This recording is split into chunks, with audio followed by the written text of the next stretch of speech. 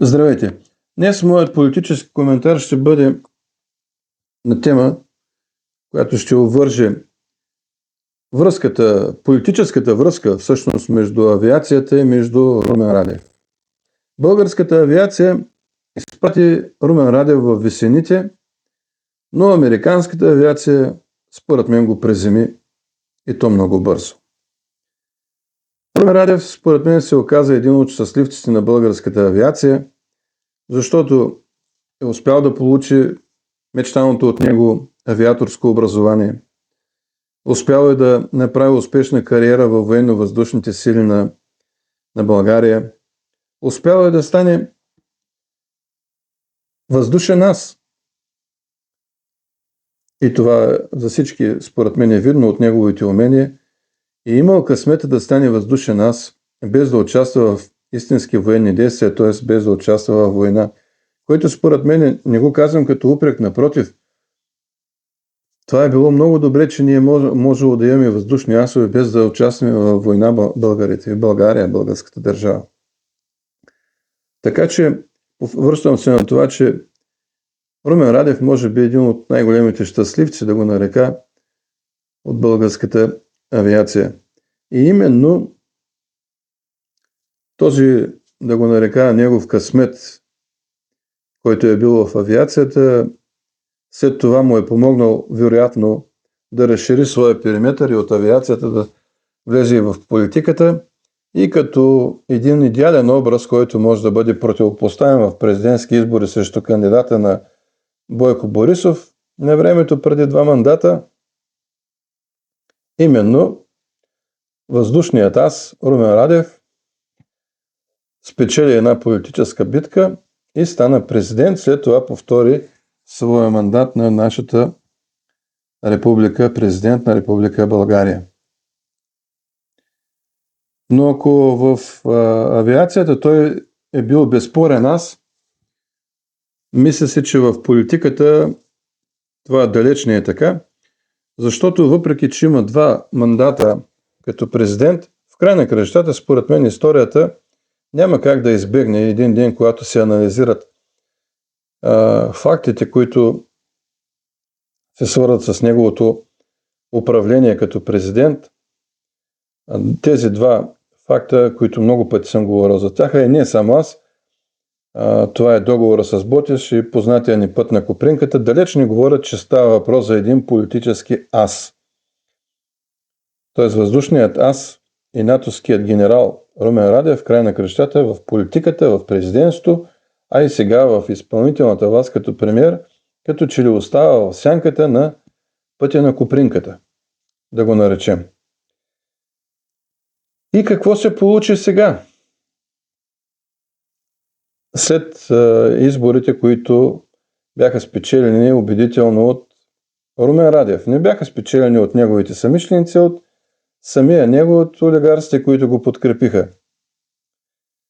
Защото за никого не е тайна, че много от олигарсите си го харесаха, припознаха го, подкрепиха го с мотива, че той трябва да бори именно олигархичния модел в България. Да, този модел беше назоваван моделът Борисов-Пеевски, но се оказа, че след изборите, когато има вече в своите ръце, да го нарека, парламентарната власт с абсолютно парламентарно мнозинство и изпълнителната власт, Румен Радев своето управление като че залага преди всичко на кадри, които са от банката, с кадри на Борисов и Пеевски.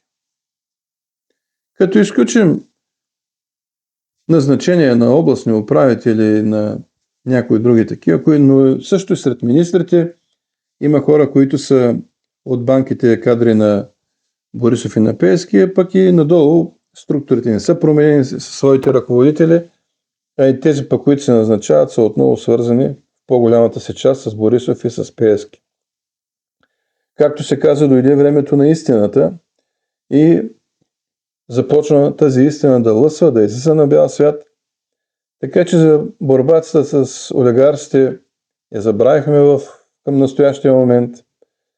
Печелившия договор с Боташ, който България трябваше да печели, който беше голяма победа да го нарека за българската власт. Се оказа, че това не е така и то индиректно признание имаме от действията на самия Румен Радев в посещението му в Турция. Така че истината като че ли е доста по-различна от това, което беше преди изборите и след изборите. Но така или иначе стигаме до момента, в който дойдоха американските самолети. Отново трябва да дойдат в България. И ако преди това беше лесно като президент да се критикува тогавашното правителство за това, че имаме присъствие на американски самолети в гражданското летище в София, сега от този защитник да го нарека националните интереси на България, от това да не се въвлича в България по никакъв начин, директно или индиректно във военни действия срещу други страни, майче не остана нищо. Напротив, виждаме, че американските самолети ще бъдат разположени вярно не в София, но какво значение има къде се разполагат, когато става въпрос, че това ще бъде на територията на Република България, т.е. на нашата държава. И сега аз искам да направя една препратка, така един исторически преглед за българските политици. Всъщност, изхождайки от последния такъв Румен Радев, който пак казвам, че макар и българската авиация да го издигне в висините, както в военните, въздушните висини, така и в политическите, в край на кращата за нула време американската авиация го смъкна долу на земята. Какъв исторически преглед ще направя за българските политици, изхождайки от всичко това? Този преглед го правя като историк, защото аз мога да анализирам като историк историческите факти. Безспорен факт е, че българските политици, тези, които застават на начало на българската държава след Александър Стамболийски, започват да променят своя, да го нарека облик, своя ангажимент като български патриоти, като хора, които разбират, че става въпрос за управлението на българската държава и за защита на интересите както на държавата, така и за нашето население. Защо казвам това? Защото Стамболийски беше първия български политик, който в името на властта, за да получи управлението на изпълнителната власт в България, беше българския политик, единственият български политик, който се съгласи да стане министър-председател и да подпише Ньойския договор. Всички български политици, тогавашният премиер, който трябваше да подпише Ньойския договор, Теодор Теодоров, подаде своята оставка и нито един български политик не се съгласи, въпреки че България беше окупирана тогава от Антантата, по-скоро от френските сили. Нито един български политик не се съгласи да стане министър-председател, защото трябваше да подпише Ньойския договор. Единственият, който стори това, и то в името на властта, беше Александър Стамболийски. От тогава насам виждаме, че особено в годините след 1944 година, доста от хората, които управляват българската държава, са изключително склонни към това да бъдат, да го нарека, с едни много силно развити политически качества, които в обикновения човешки живот ги притежават. Йогите много гъвкави, способни да извършат всякакви гъвкави движения.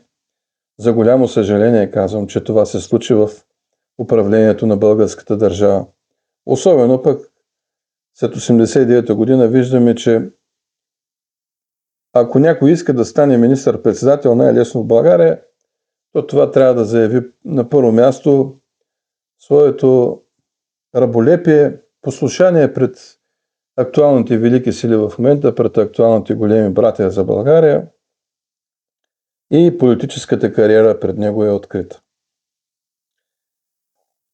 За голямо съжаление няма ги онези политици.